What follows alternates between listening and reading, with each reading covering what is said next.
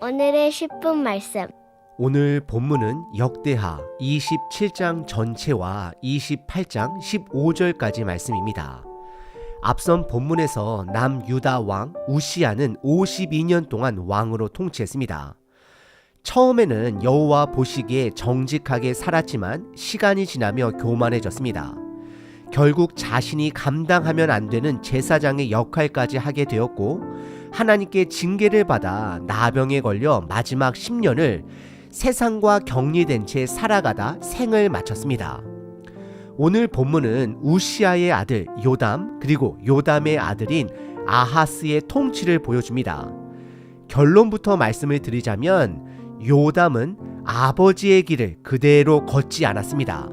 그는 여호와 보시기에 끝까지 정직하게 행했습니다. 하지만 문제는 백성들이었습니다. 우시야 시절부터 이어진 영향으로 여호와의 길을 백성들이 걷지 않았습니다. 이건 그 당시 식구들, 즉 백성들 전체에게 남겨진 숙제였습니다. 한 사람의 바른 길이 공동체 전체의 바른 길로 이어져야 하는 숙제를 말합니다. 지금 이 시대도 다르지 않습니다. 나 하나의 신앙, 내 가족만의 신앙에 그치지 않고 우리가 속한 공동체 전체의 회복이라는 과제가 여전히 남아 있습니다. 그리고 요담의 아들 아하스는 정반대의 길을 걷습니다. 아하스는 악한 왕이었습니다. 그의 통치부터 남유다는 점점 북이스라엘이 걸었던 우상의 길, 멸망의 길로 빠져들기 시작합니다. 하지만 오늘 본문은 그 어두운 상황 속에서도 하나님께 돌이킨 사람들, 곧 남은 자가 있었음을 보여줍니다. 그리고 하나님은 그 남은 자들을 통해 다시 일하십니다. 하나님 앞에 돌이키는 사람, 그 사람이 바로 하나님의 손길을 경험하는 사람들입니다. 그 사람이 바로 우리 삶의 본질이 무엇인지 아는 사람입니다. 본문에는 두 흐름이 함께 등장합니다. 첫째는 하나님의 이야기입니다. 둘째는 세상의 흐름, 즉 역사의 이야기입니다. 지금 여러분들께 묻고 싶습니다. 여러분은 지금 어떤 이야기 속에 살고 계십니까? 역사의 흐름을 보면 이렇습니다. 당시 북이스라엘은 아람과 연합하여 그 당시 성장하고 있었던 아수르를 공격하려 했습니다.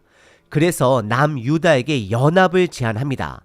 그런데 남유다는 그 제안을 거절합니다. 대신 아수르에게 붙습니다. 결국 북이스라엘과 아람은 연합하여 남유다를 먼저 공격하게 됩니다. 겉으로 보면 단순한 국제 관계처럼 보입니다. 그런데 성경은 말합니다. 그 공격은 하나님께서 아하스를 남유다 왕을 심판하기 위한 도구였다라고 말합니다. 하나님은 그들의 악을 그냥 두지 않으셨습니다. 그렇습니다. 우리 삶도 때로는 세상의 흐름, 경제 흐름, 인간 관계의 흐름으로 해석됩니다. 하지만 그 이면에는, 그 중심에는 하나님의 이야기가 있습니다. 성경은 말합니다. 그 이야기를 볼 수 있는 사람이 회복을 경험하게 된다라고 말입니다. 그 이야기를 보는 사람이 생명의 길로 들어서는 사람입니다. 결국 생명의 길은 세상의 흐름을 잘 파악해서 대처하는 사람이 아니라 하나님께 돌이키는 사람에게 열립니다. 오늘 말씀을 통해 여러분의 삶에는 어떤 이야기가 중심에 자리하고 있는지 점검해 보시길 바랍니다. 오늘 본문은 두 왕의 이야기로 나눌 수 있습니다. 첫 번째는 남유다의 11대 왕 요담의 통치입니다. 두 번째는 12대 왕이자 악한 왕인 아하스의 통치입니다. 먼저 요담의 통치입니다. 역대하 27장 전체가 그 이야기를 담고 있습니다. 1절을 보면 요담은 25세의 왕이 되어 16년 동안 다스립니다. 그의 어머니는 제사장 가문인 사독의 딸 여루사입니다. 이 시기엔 그의 아버지 우시야가 나병에 걸려 격리되어 살았기 때문에 약 10년 동안은 공동 통치를 했던 시기도 포함되어 있습니다. 2절에는 요담에 대한 평가가 나옵니다. 그는 여호와 보시기에 정직하게 행한 왕이었습니다. 그는 아버지 우시야가 성전에 들어가 제사장만이 할 수 있는 분향을 하다 나병에 걸렸던 일을 기억합니다. 그래서 그는 성전에는 들어가지 않았다라고 기록합니다. 이것은 두 가지 의미로 볼 수 있습니다. 첫째, 그는 하나님의 질서 안에서 자기 경계를 분명히 지키려 했던 사람입니다. 둘째, 그로 인해 성전을 조금 멀리 했던 모습도 보입니다. 하지만 본문 전체를 보면 하나님 앞에 질서를 지킨 모습이 더 큰 의미를 가집니다.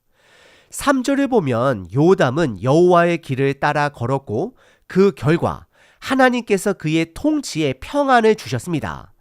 그는 성전 윗문과 오벨 성벽을 중축했습니다. 그의 아버지 우시야 왕이 남서쪽 문을 보강했다면 요담은 북쪽과 동쪽 문을 보강합니다. 이는 북이스라엘의 위협을 대비하기 위한 조치였습니다.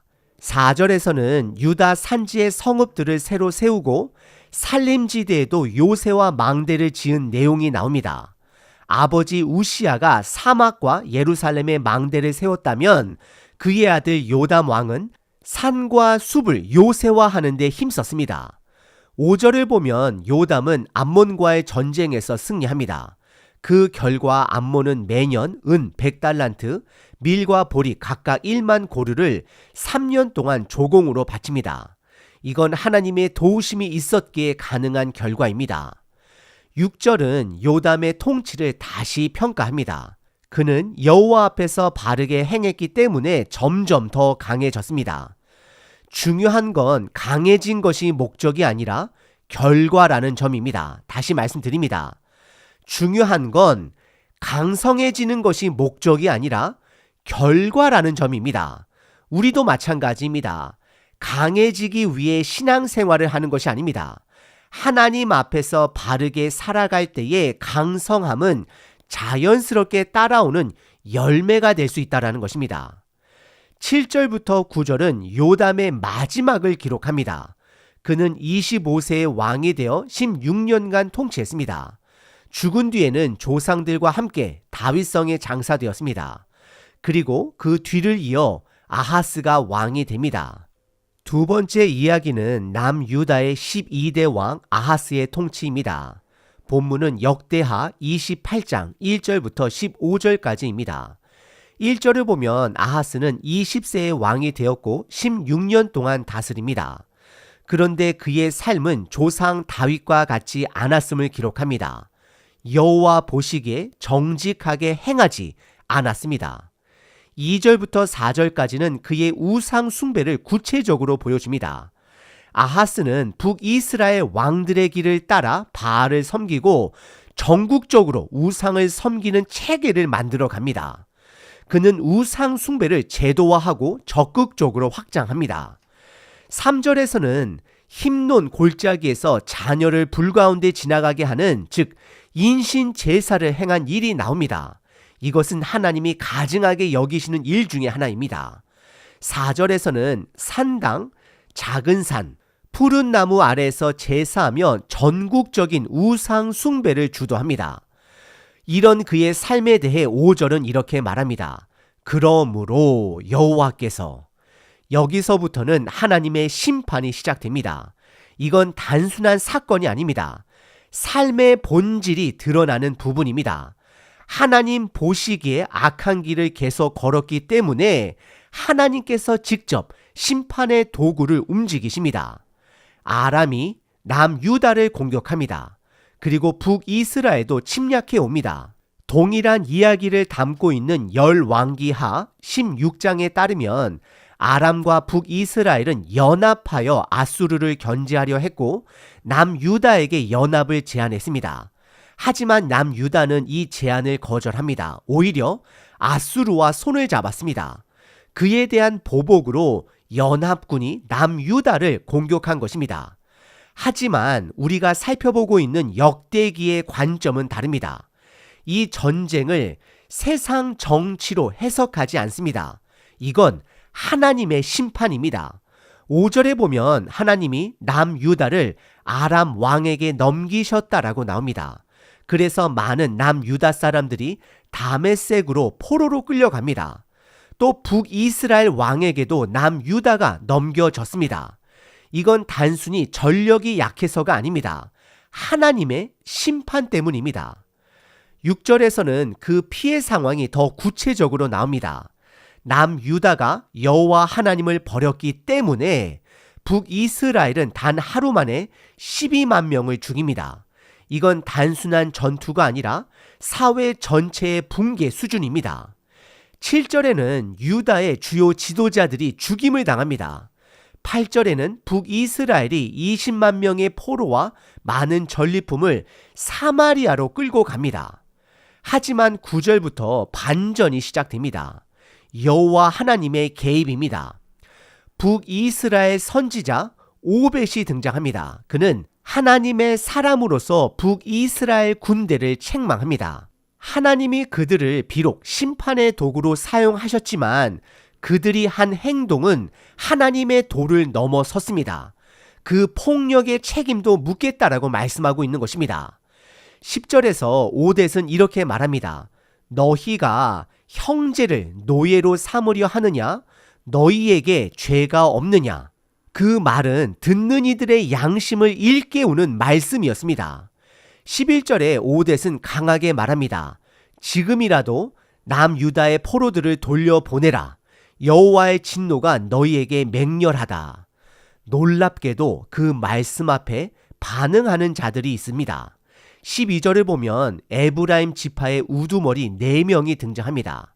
아사랴, 베레갸, 여히스기야, 아마사입니다. 이들은 말씀 앞에 반응했고 포로들을 돌려보내기로 결정합니다. 하나님의 은혜입니다. 13절에서는 이들이 북이스라엘 군대를 막으며 이렇게 말합니다. 우리가 이미 큰 죄를 지었는데 더 이상 하나님의 진노를 부르지 말자. 이건 방향 전환의 선언이었습니다. 14절에서 군인들은 포로들과 전리품들을 장로들과 회중 앞에 내려놓습니다. 공식적으로 말씀 앞에 굴복한 행동입니다. 그리고 15절에는 감동적인 장면이 나옵니다. 남유다 포로들에게 옷을 입히고 먹이고 마시게 하고 상처에 기름을 바르고 연약한 자는 나귀에 태워 여리고까지 호송하여 가족들에게 돌려보냅니다. 이건 단순한 인도적 행동이 아닙니다. 하나님의 말씀 앞에 반응한 사람들의 삶입니다. 세상이 아무리 복잡한 흐름 속에 움직여도 하나님의 말씀 앞에 반응하고 그 이야기 안으로 들어가는 사람들이 있습니다. 그들은 삶의 본질이 하나님의 말씀이라는 걸 아는 사람들입니다. 하나님은 아하스 같은 악한 자도 심판하십니다. 하지만 그 심판 속에서도 회복의 기회를 주십니다. 예수님은 우리의 죄를 대신 지고 죽으셨습니다. 죄를 이기시고 부활하셨고 지금도 말씀으로 우리를 부르십니다. 말씀 앞에 반응하면 반드시 생명의 길이 열립니다. 여러분, 오늘 말씀 속에서 두 왕의 길을 함께 살펴봤습니다. 요담은 아버지 우시아의 실패를 교훈으로 삼았습니다. 제사장의 역할을 넘보지 않았고 하나님의 질서를 철저히 지켰습니다. 그의 삶의 중심에는 하나님의 말씀이 있었습니다. 그래서 그는 점점 강성해졌고 하나님이 주시는 평안을 누리게 됩니다. 하지만 그 뒤를 이은 아하스는 정반대였습니다. 그는 북이스라엘 왕들의 길을 따라 우상 숭배를 체계적으로 퍼뜨립니다. 자녀를 불에 태우는 인신 제사까지 서슴지 않았고 온 나라에 산당과 우상을 세우며 하나님을 버렸습니다. 그 결과는 분명했습니다. 하나님은 아람과 북이스라엘을 사용해 아하스를 심판하셨습니다. 전쟁이 일어나고 수많은 사람들이 죽임을 당하고 포로로 끌려갔습니다.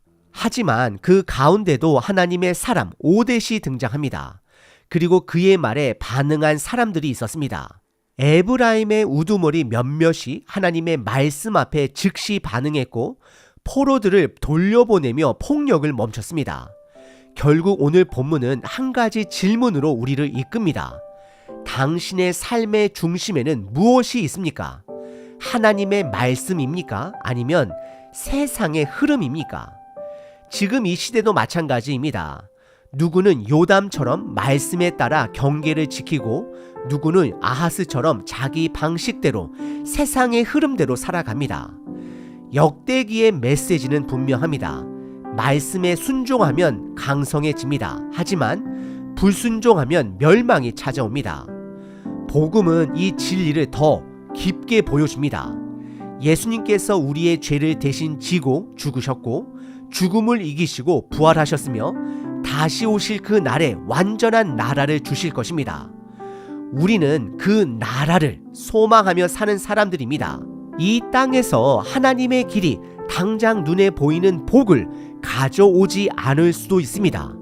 하지만 말씀을 본질로 삼는 사람들은 세상의 흐름이 아니라 하나님의 이야기 속에서 살아갑니다. 세상의 흐름만 따라가는 사람은 결국 세상의 결과에 갇히게 됩니다. 하지만 말씀 앞에 반응하는 사람은 하나님의 일하심과 회복의 길에 참여하게 됩니다. 오늘 하루도 하나님의 말씀 앞에 반응함으로 세상의 경제 흐름을 따라가는 삶이 아니라 말씀이 본질이 되는 삶을 살아내는 우리 모두가 되길 기도합니다. 항상 기뻐하라. 쉬지 말고 기도하라. 범사에 감사하라.